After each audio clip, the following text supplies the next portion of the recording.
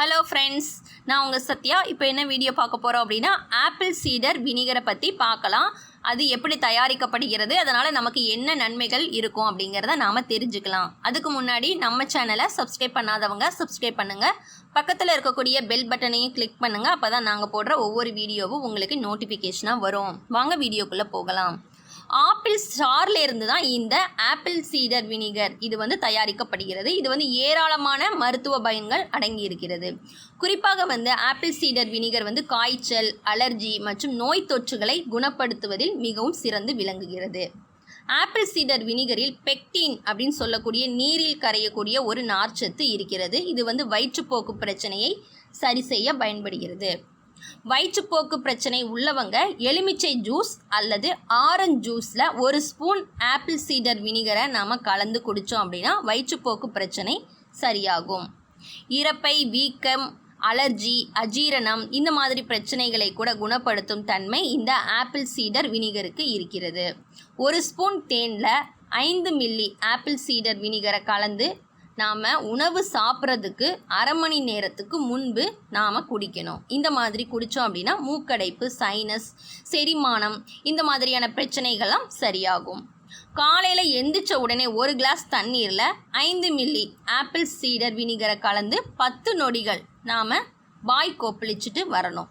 இந்த மாதிரி தொடர்ந்து செஞ்சுட்டு வந்தோம் அப்படின்னா வாய் மற்றும் ஈறுகளில் மறைந்திருக்கக்கூடிய கிருமிகளை அழித்து வாய் துர்நாற்றங்களை போக்கி சுவாச புத்துணர்ச்சியை தரும்.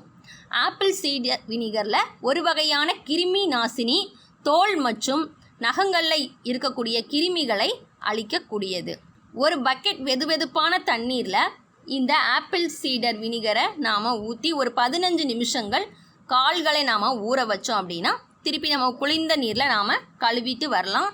இந்த மாதிரி பண்ணும்போது பாதத்தில் இருக்கக்கூடிய பூஞ்சைகள் அழிந்துவிடும். சுத்தமான தண்ணீரில் ஆப்பிள் சீடர் வினிகரை கலந்து ஒரு சிறிய பஞ்சை வச்சு முகத்தில் நம்ம அங்கங்கே ஒற்றி எடுத்தோம் அப்படின்னா 10 நிமிடங்கள் நாம் முகத்தை கழுவிடலாம். இந்த மாதிரி பண்ணும்போது முகத்தில் இருக்கக்கூடிய கரும்புள்ளிகள், கருமை இதெல்லாம் நீங்கும். முகமும் ஒரு பளபளப்பாகவும் ஈரப்பதத்துடனும் வைத்திருக்க உதவும்.